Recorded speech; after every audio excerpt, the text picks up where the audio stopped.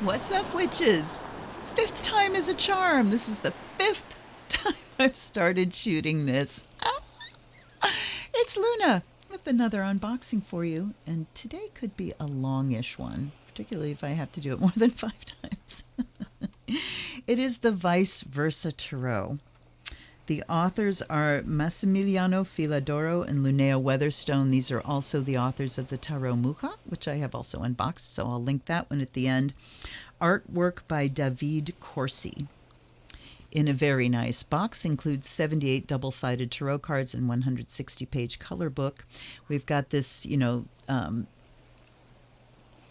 see how the letters are a little bit shiny, but it's matte on the front, and then you go to the sides, and we've got the matte with the shiny images over top of it. I love that. Scarabeo is the publisher, and we have another couple images. And notice you see the little arrow here, image, and a little arrow, and same thing on the side. Just wait. Just you wait. Most tarot decks have 78 card images. The Vice Versa Tarot has 156. Each arcana is an archetype, captured and frozen by the tarot artist as a moment in time and space and then portrayed symbolically on the card. The Vice Versa Tarot adds yet another dimension to the familiar cards. Rather than one image for each card, this deck offers 2. As each card slowly reveals an alternate point of view, additional elements come into play as the symbols morph and blend and contrast. The reading reaches R-E-A-C-H-S, reaches to an unexpected depth that defies logical interpretation. Well, I mean, tarot's not about the logic anyway, is it? 78 double-sided tarot cards, and on the bottom, do we have... No, we don't. We don't have a copyright. We'll look inside. Nice snappy box. Snippy snappy. And interestingly, on the book, so on the front we have Massimiliano, Filadoro, Lunaea Weatherstone, artwork by David Corsi. On the book here, all we have is Lunaea Weatherstone. So now I'm curious.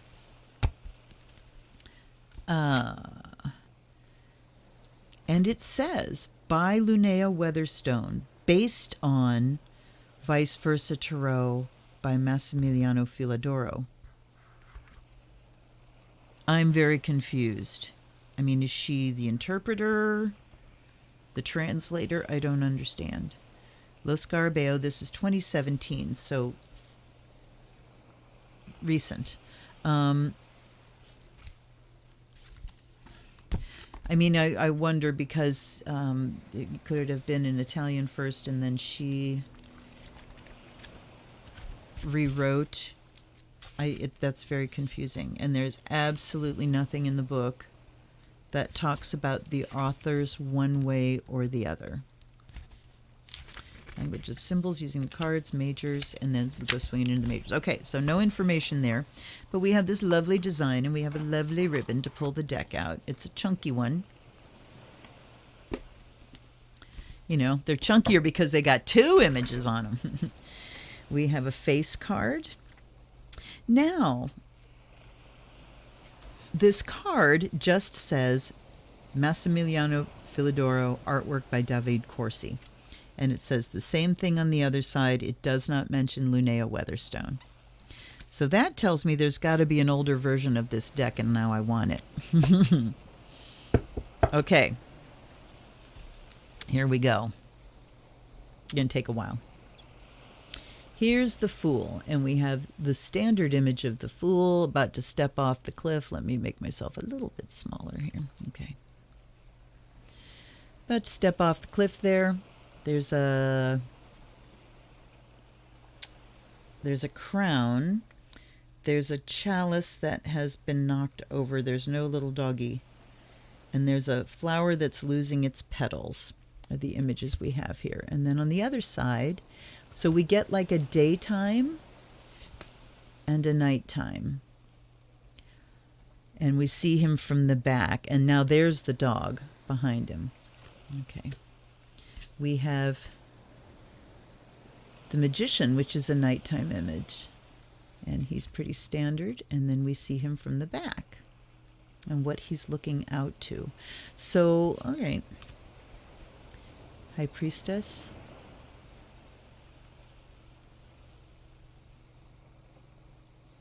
I love her headdress. The Sphinx and the one covered in fabric and the scrolls, a lot of standard imagery. And then we see her from the back, and behind her throne is a pillow with a silver key and a gold key. And look at the pillars. We've got Mercury on that one, and I don't know what that is. That the Venus symbol with the triangle instead, but it's fire. I don't know what that symbol is. Interestingly, I don't know what that symbol is. All right, then we have the Empress. Looking very young and virginal, I have to say. So kind of, and look at the wheat here. So this is the Virgin of the Harvest, is the Empress. And the fertility is shown there in the wheat field around her. Behind her throne, oh, we have, there's a skull, there's water, there's a skull. So looking at the other side of abundance as death, we've got flowers blooming and a Hebrew letter. All right, now we're going to go faster. Here's the Emperor. And behind him, there's a cube and a flaming torch. And let's find out what that symbol is right now.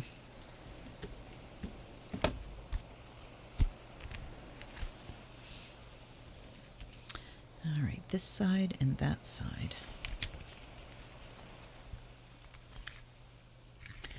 So when you go to the book, you get 2 pages for each and big, full color images. And you get a this side and a that side. All right, that side. The inner temple. 2 braziers burn. A knot of Isis symbol is carved on the back of the High Priestess's throne. The buckle of Isis, which is a vulva, really. She is sacred feminine. She brings knowledge forth. It doesn't say what that symbol is. All right, let's see if it says. The Emperor keeps vigilant watch. He draws power from the sources symbolized on his throne, the renewing energy of the sun, the alchemical soul force of sulfur, and the embracing moons of the feminine power. So that must be a symbol of sulfur. Interesting. It doesn't really tell us what that's all about. It mentions them. I mean, you would think if it mentions the alchemical symbol of sulfur, you'd find out what that means, right?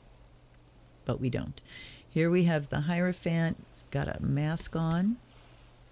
And we see what's behind his throne. There's a pentagram and all kinds of symbols, and a baby with a key, and the Venus of Willendorf, and an apple. Okay. Then we have the lovers, and these two have masks. Look at the dark figure has a white mask, the white figure has a dark mask. Poppy in, there we go. And the flaming tree, and the tree with the serpent, and the angel above, and then the night side. Interesting. But now I'm kind of disgruntled because I'm looking at all of the interesting things here that I know are not really going to be mentioned in the book because the descriptions are pretty short. There's a chariot. Look at those sphinxes. Awesome. So the imagery is cool, and I think the this side and that side, obviously these cards don't have reverses, so you're not going to be getting. But you could. I mean, you could if you learn both sides and decide to turn them. You could have a 312 card deck rather than 156 images. Oh, okay, so when we turn the strength card around, she is looking at the devil.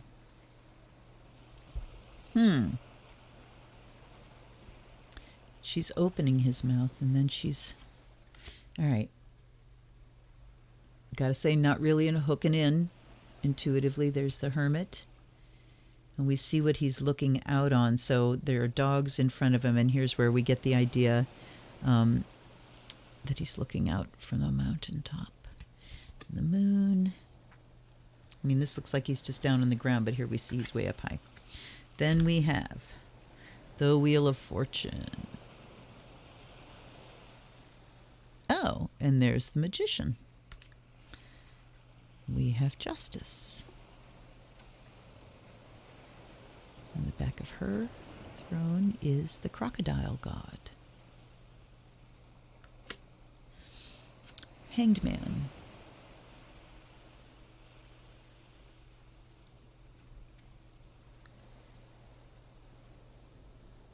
And behind him, from behind, we see that he's not there alone.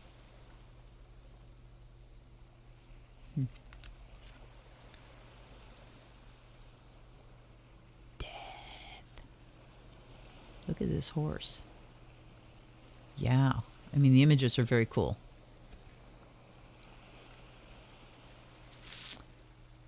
And then we've got this life celebration going on in the background. And they're holding blooming flowers. It's almost like they're offering, making an offering to death. I don't know. Temperance.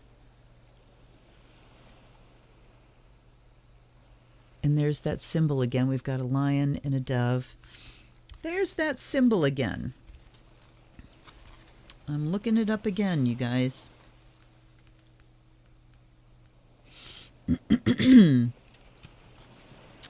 Okay, her face is the face of the moon in the Hermit card. Oh. With the disc of illumination on her brow, her austere robe bears the alchemical symbols for 2 of the 3 prime elements. Sulfur is spirit, and Mercury is soul. Now, that makes much more sense. The 3rd prime element is salt, which represents the body and material form. Its absence here suggests that the alchemical process occurring is purely of spirit and soul. Though the pronoun she is used above the angel as androgynous or genderless, the physical body is not of concern here. That's an interesting aside. Okay, so spirit, soul, and body, sulfur, Mercury, and salt. And Mercury, you think of planet Mercury because, being an astrologer, that's the planet symbol. But Mercury, the element, as well, Quicksilver. All right, here's the devil. And then behind his throne, okay, so we see the people in front. Behind his throne, we see 5 candles lit and a pentagram. And there's a face in the middle of that pentagram, which now I'm wondering if that's somebody else's face. Because let's look at Hermit here. All right. So there's the face in the moon. Yes. And that is absolutely her. Okay, cool. And I'm not worried about which way they're facing anymore. I mean, this is like if you're going to read reverses, take the cards and turn some. Reversed with these, just, flip them this way. And then you'd have to shuffle and not look. Just not look at them. Okay, tower. And we got flaming people falling from the tower.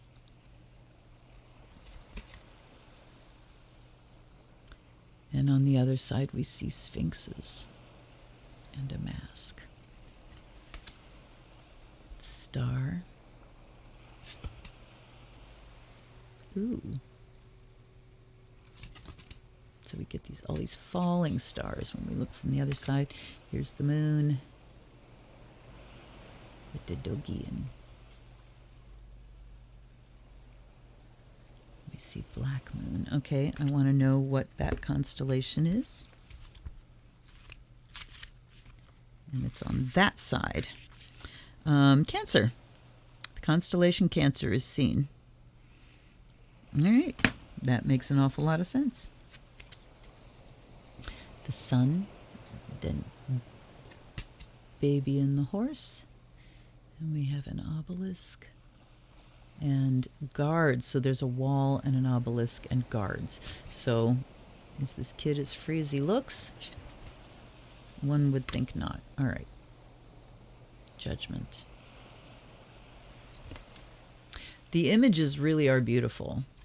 I mean, look at this.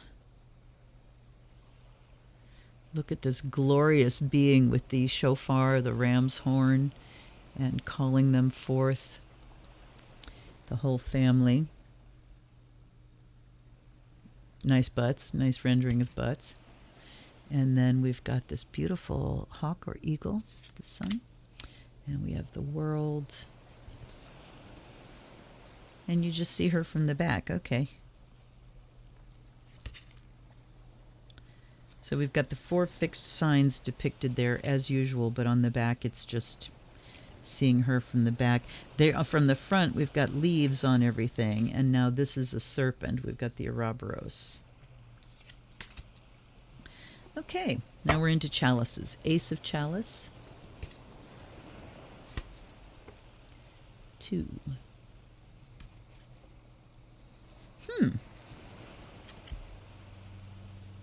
Okay, now I'm curious here because I remember putting these cards back together again after I'd, gotten them and used them and then put them in order again. So for the chalices, how you know whether it's this side or that side without looking it up in the book is where the number and the symbol goes.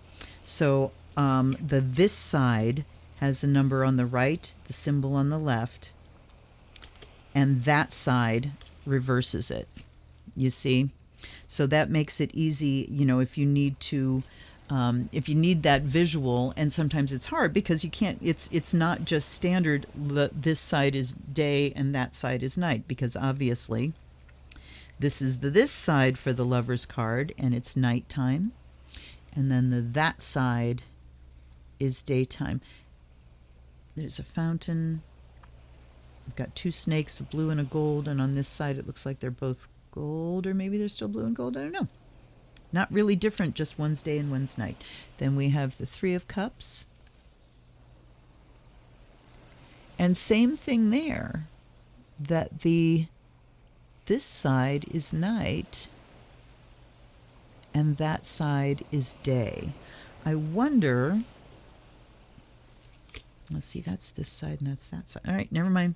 Looking for consistency where there isn't any, so I'm sure it's internally consistent. Here's the 4 of Cups. Oh, maybe that ship has sailed. That's why he's so disappointed. The 5.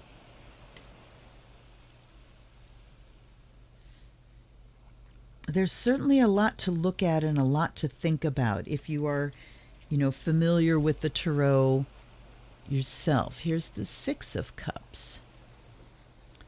So there's this dude and there's a woman in the water and there's all these cups. So what's she doing in the water? They're kind of going, hi, hey, hi, how you doing? Remember me? I'm in the water. I don't understand. And then this side is very different. So, okay, so she's down in the water and he's saying hi, and then overlooking this all is this dude. Let's look at that one too. Okay, 6 of Chalices. Once we get, so you notice that the major arcana have a full page, this side and that side. Then when we get to the minors, we have this side and that side on a single page. All right. A pretty maiden is enjoying a swim in the canal outside her home. She has no fear of the boy approaching her. She knows she is safe in her pleasant and prosperous town. That is certainly depicted there. She trusts that his intentions are honorable. They exchange greetings and shy, flirtatious smiles. 6 chalices filled with spring flowers symbolize the innocent delights of new love. All right. That makes perfect sense with the image. So they have described everything that's in the image and given me the story behind it, and I can relate that story to the image, so that's good. When you get this side in a reading, whatever your age, there was a time when you were optimistic about love, friendship, and close companions. Life has a way of tarnishing those shiny young hopes, but they are still within you. Immerse your heart in the sweet waters of trust and cleanse yourself of any bitterness or regrets. In so doing, you will attract kindred spirits with whom you'll make new happy memories. Excellent writing. Yes, Lunaea. I remember her writing in the Tarot Muha, and I really liked that as well. So she definitely does good writing. She does good writing. Okay, and then that side, the young lovers have apparently lost track of time. The cozy town is golden with lamplight, and the starry sky is more brilliant than any they have seen before. Will there ever be another evening as beautiful as this? Maybe not, but still, Papa says it's time to say goodnight. There's Papa. When you get that side, they should say, take advantage of upbeat emotions to accomplish things on every level, not just the interpersonal. Work, study, or other responsibilities may seem unimportant compared to the rapture of love, but come down to earth long enough to keep the home fires burning. Don't be too carried away by the delicious giddiness of youth. Okay, so we kind of have to know what the other side is to get this. That there's, okay, yeah, beautiful starry night, but you have responsibilities. So there is something to learn. You would definitely benefit from reading the book and learning, and then I think you could just go on your own easily with this deck. We have 7 of Cups. Tell me what to do. Tell me what to do. Wow.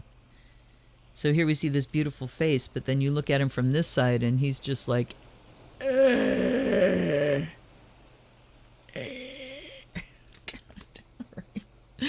Sorry, I'm getting goofy.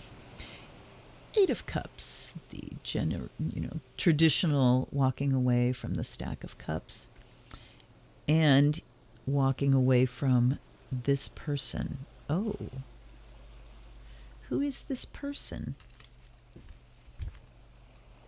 I realize we're only in the first suit. And I told you this is going to take a while. All right, that side. A child sits upon a low stone, his head tilted in an attitude of reflection and concern. His simple white tunic and sandals are symbolic of purity and truth. Perhaps he's watching the hooded man walk away, or perhaps he is the youthful spirit of the man himself, now lost to grief and disillusionment. A comet blazes across the heavens. Okay. From the way they are stacked, the cups, it appears that one is missing. Perhaps the hooded man is carrying it away with him under his cloak. No, there's 8 there. There's 5 and 3. Anyway, talking about walking away. This is talking about looking at the root causes on that side of what you're walking away from. Interesting. 9 of Cups. The Wish card. It looks a little shifty. What's she got? Oh, a cornucopia. So the Wish card, and it's like Spirit delivering all these wishes. The 10 of Cups, 2 people in an embrace and a rainbow. And we have, what's that? A lotus. Got a lotus blooming and a fountain. And all their cups. Okay. And now we've got the quartz. Let's take a look at one of the quartz here and see where they go with them. And then I'm just going to go whippity-woo through the rest. Oh, the quartz they have separate. So court cards represent particular people. They have a knave, the knight, the queen, and king. Knave, outer self. Oh, okay, so the quartz, they do outer self and inner self. Outer self, young man clad in the court garb of a page, stands at the edge of a quiet sea. His tunic bears a pattern of lotuses. Small wavelets splash softly against his long cloak, which is the color of the calm ocean behind him. He holds a silver chalice from which a fish is leaping. His attitude is gentle, passive, perhaps subservient. This is a kind person. His heart is innocent. His intentions are pure. He holds the cup of love, but the fish symbolizes that this is spiritual love, not carnal, at least not yet. This person prefers peace to passion for the time being. He's content to stay in the shallow waters of emotion for now. And then that's the outer self. Inner self, young man, still standing at the shore's edge, gazes upon a multitude of stars. The ocean at night has deepened in color, as has the knave's cloak. All right, I'm going to go down. He keeps his moodiness to himself.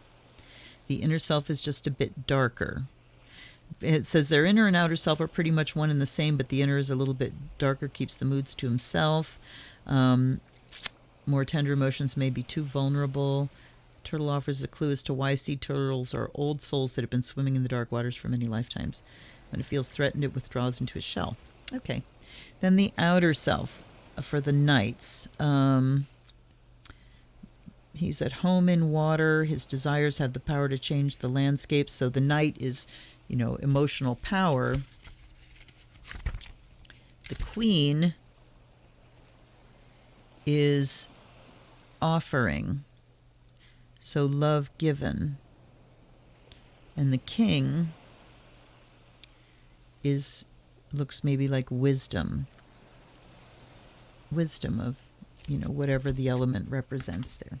So there is our page with the cloak and the sea turtle. Here's the knight, here's the queen, and the knight is definitely going somewhere. There's the queen and the king.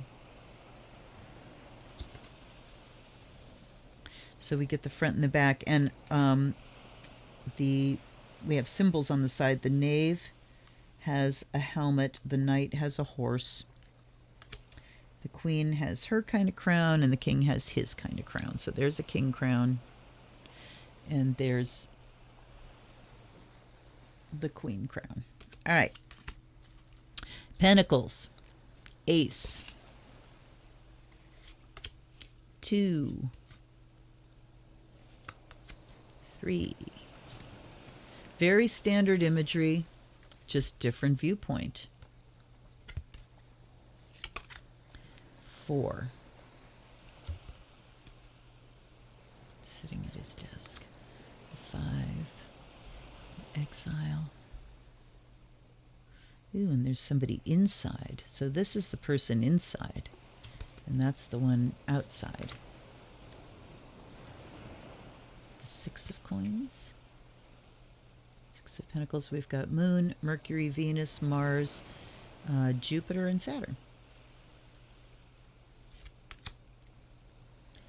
Then we've got the 7.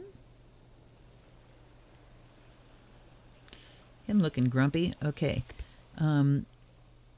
So the difference here, we just see one from the front and one from the back. Okay. The 8. So he's teaching somebody. You see him working here, but then there's somebody standing there that he's teaching. The 9 in her garden. The 10. And there's the rest of the family. Page. The knight. Stationary knight. The queen. And the king. The images really are worth taking a lot of time with. And we've got the Ace of Swords. Ooh, laurel, an eagle carrying laurels of peace. Here's the 2 of Swords. So again, not worth taking a lot of time talking about these images. It is a beautiful rendering, definitely beautiful rendering of the standard images. Very evocative, very dynamic.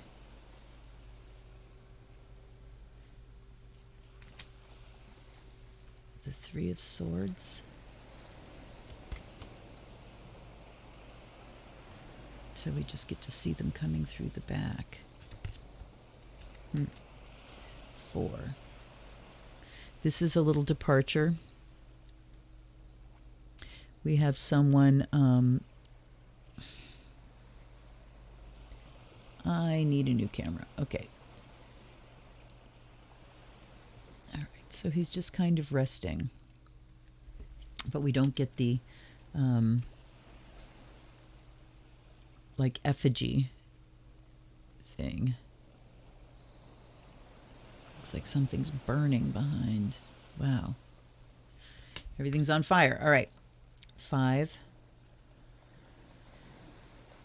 This definitely looks like, victory and defeat. Walking away, the 6.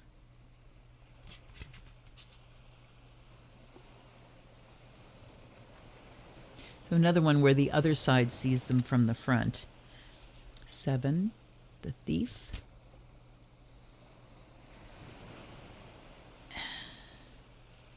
And that's a skeleton. So it's like he's robbed a grave here. There's a mound. The 8, blindfold. And look, she's got a sword behind her. So she could just cut herself out. So that definitely brings the vibe of a trap that you walked into with your eyes open.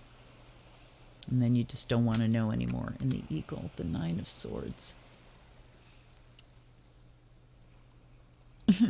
I mean, he doesn't look like he's grieving. He just looks like... And then... Okay. 10...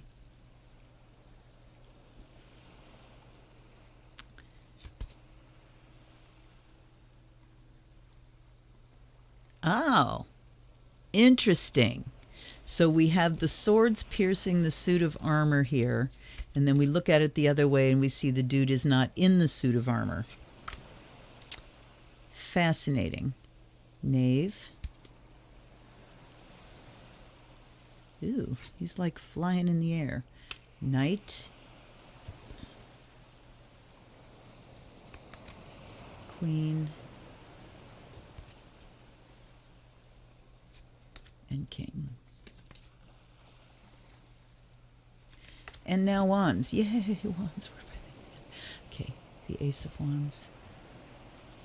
Eagles certainly show up a lot.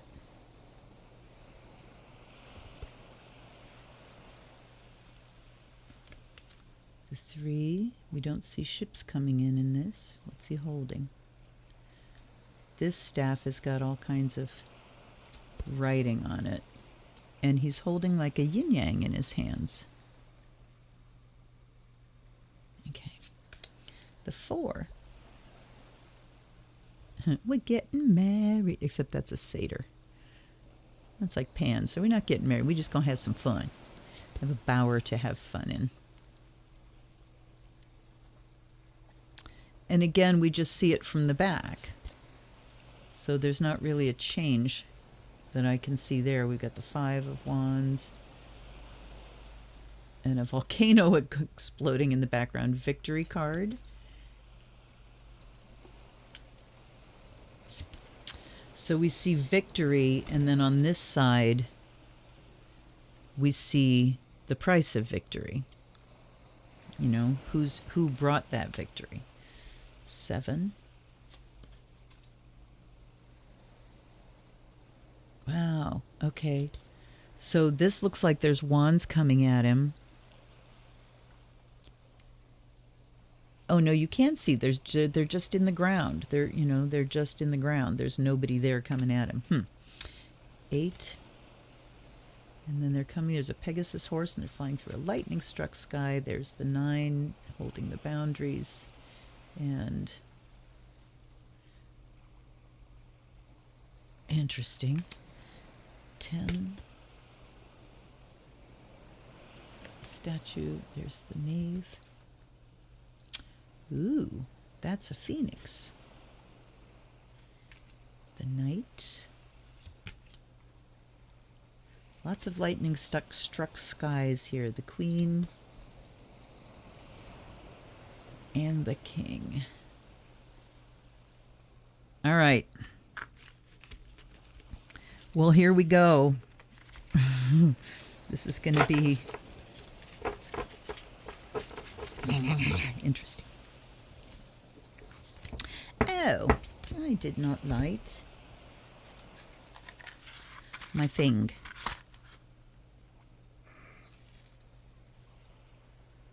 I'm glad I didn't light my thing, because it would have been burnt out, considering how many times I had to restart shooting this.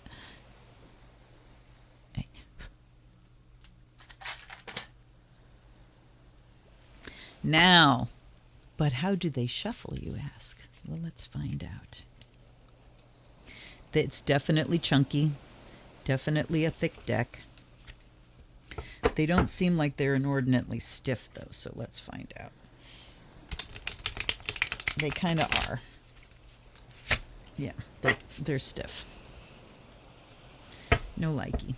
And this deck, I mean, what I have started doing when I'm reading for myself, particularly since I've been working with the Lenormands, yeah, we're going to turn those over,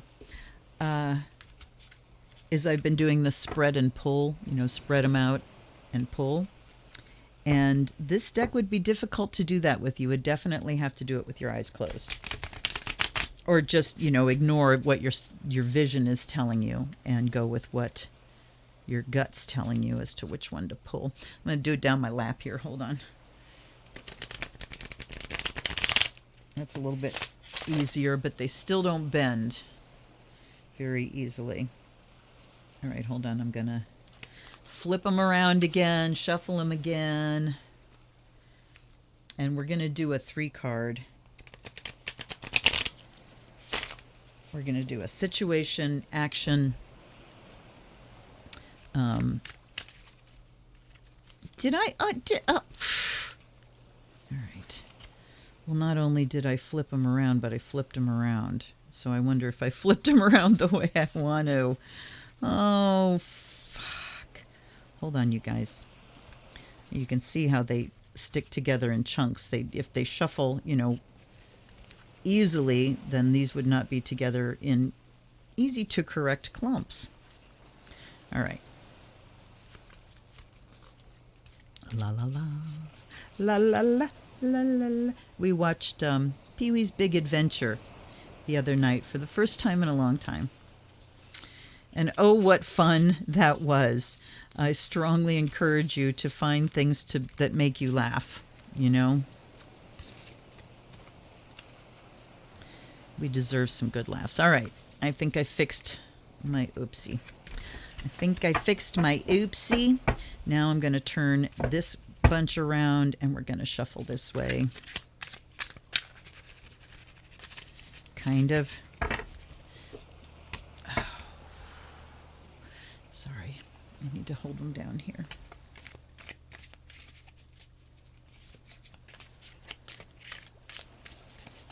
All right. I'm going to spread and pull.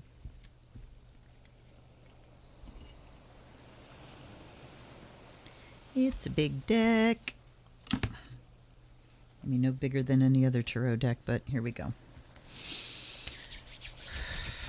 Eyes closed. Ah, allies and ancestors, guides and guardians. Guide me to the 3. And I'm trying to decide now, when I pull the 3, do I turn them? I'm going to pull them and turn them. Pull and turn. Guide me to the 3 situation, action, outcome that we need to hear in order to thrive and become our best selves. Over here first.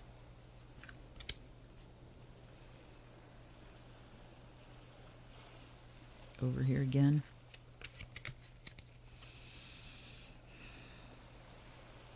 And here.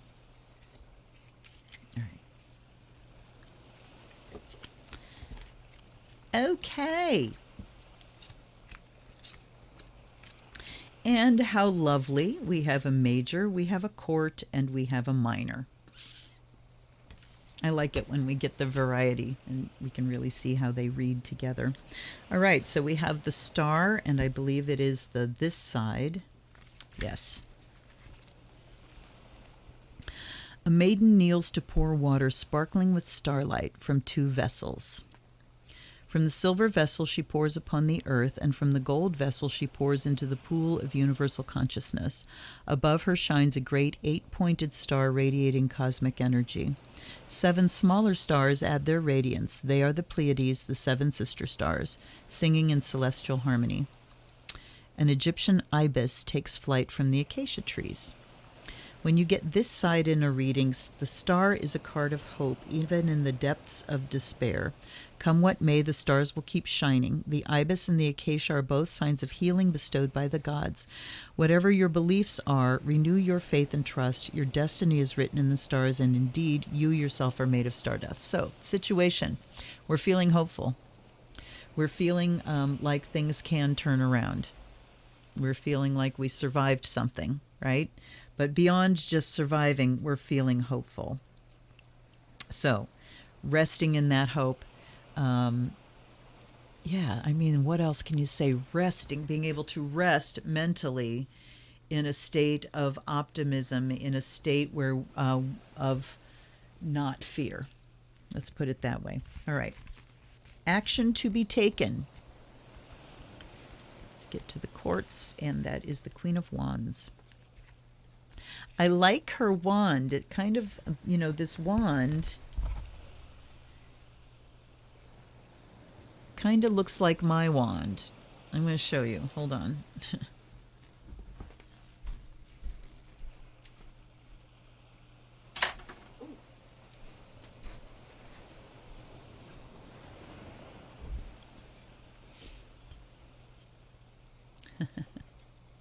This is the one that my husband made for me from Chestnut, from American Chestnut, and it really looks like that wand, so I'm digging it. All right, Queen of Wands, and this is this side.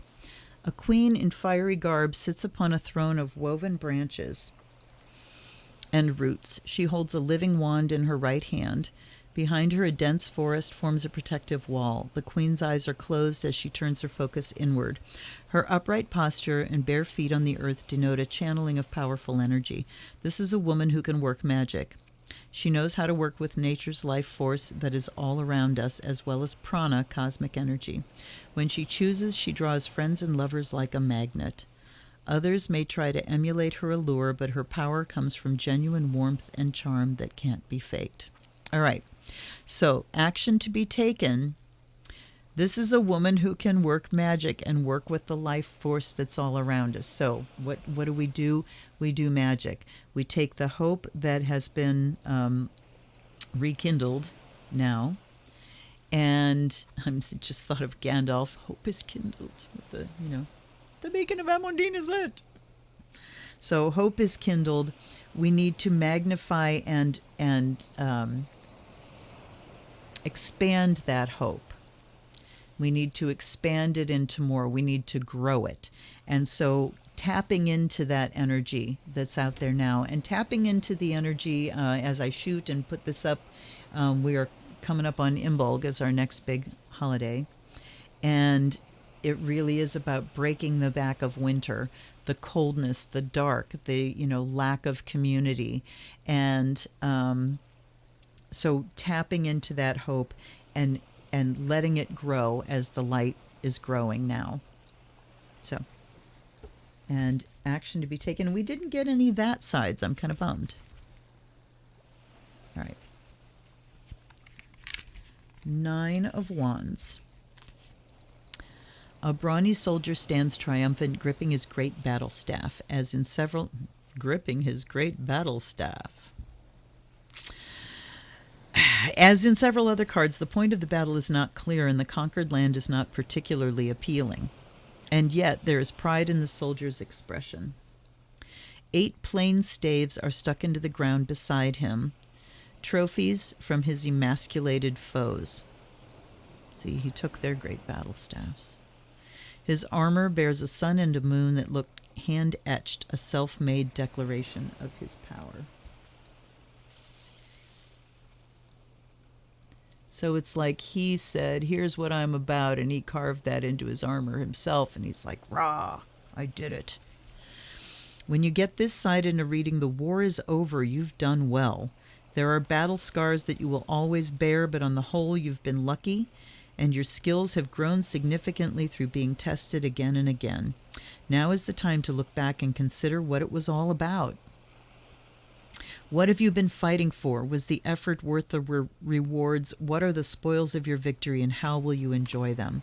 So, what is the outcome of this? If we take this tide of hope and we do our magic and we tap into it, and first of all, we tap into that hopeful, sunshiny energy, and that helps to heal us, to get us on a path of being more functional, not being locked down by shock and fear.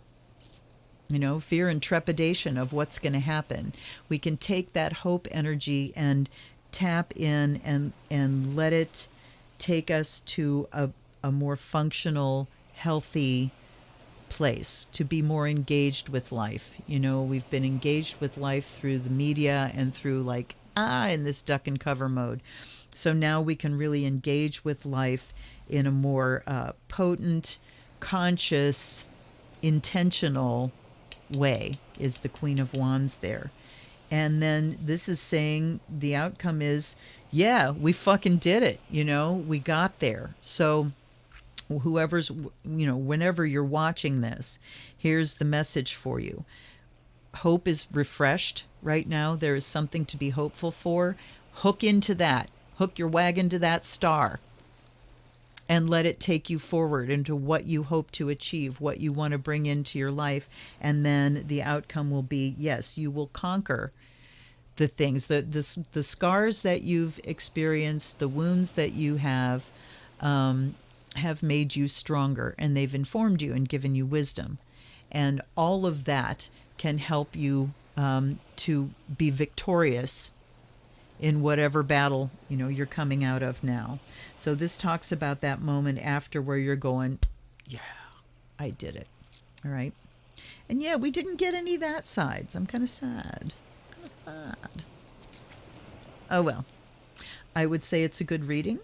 It's a very interesting deck. I mean, why wouldn't you want this deck? I really like it when the Tarot of Revelations is the one that has an actual reversed image on the card. This just takes it a step further and puts a whole new reversed image on the back. I would also be interested to know if anyone has this deck and uses it with reverses as well. I mean, wow, talk about having a full lexicon and a dictionary to read from. That would be something else to do. All right. Thank you, Lunaea Weatherstone. I'd like to do a little bit more reading about the authors because I am confused, but at this time I'm assuming that Filadoro was the guy that created the concept, and probably there's an Italian version, or a version that LS produced in Europe with his writing, and that Lunaea was the one that did this book. And this book only has one language. It's LS. There's only one language in it. So that LS, is doing things that they are specifically producing for the English-speaking market. That's my assumption. I don't know if you can get this in other languages or not. Anyway, having said that, this is cool. This is a very good deck. My daughter gets me fabulous things, so am I ever going to say it's a bad deck? Well, if it is, I am, but it's part of the collection, so I love it. And I'm really grateful that you guys show up for these things. Keeps me buying decks, and that's my favorite thing, Comment down below. What do you think about this deck? Do you have it? Do you read with it? What do you notice? How do you like it? How do you use it? Do you have a specifically idiosyncratic way that you use this deck? Let me know. If you feel like shooting me a donation, I am grateful to receive it. Links are down below. If you want to join my Patreon, particularly if you're interested in astrology, there are exclusive deep dive astrological foundations videos that my priestess level subscribers get. If you join at the initiate level, I am just forever grateful for your support, and you're in my prayers. And you also get early access to the new and full moon videos, and you get to be in on Zoom calls, patron Zoom calls. So all kinds of stuff you can check in on. You can also send me a gift deck. I haven't gotten one in a while. I have gotten so many since the fall. But if you feel like sending me a gift deck, I will be grateful for that too, and I'll do a reading for you. So jump on that wagon. I'll see you again on Wednesday for a live stream Wednesday night, hopefully with a clearer head than I've had in a while. And I'll see you again on Friday for an Oracle unboxing. Till then, thanks for showing up, you guys. This is Luna. Blessed be.